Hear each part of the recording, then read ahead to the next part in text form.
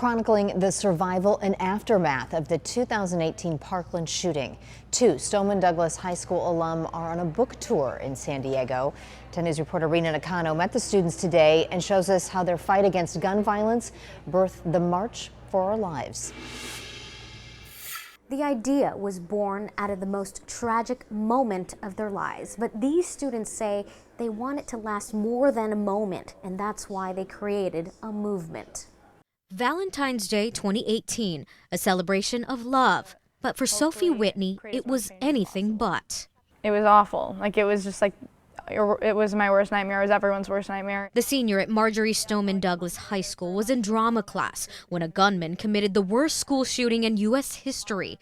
17 students and staff lost their lives. It was unfair that so many people had experienced such loss and so many people had to experience such trauma, and that it wasn't abnormal. Not abnormal then, not abnormal now.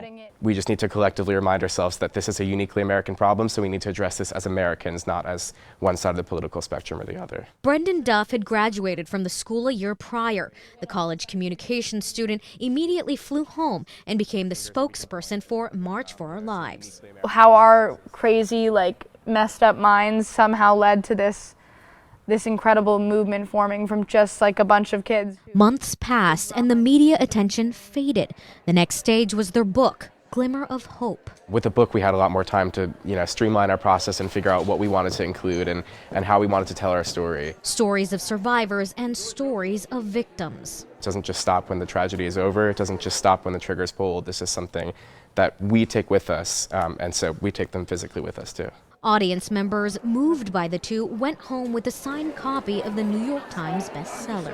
We can't let this happen anymore. We can't have our children sacrificed. Yes, that's why I'm here. Rena Nakano, 10 News.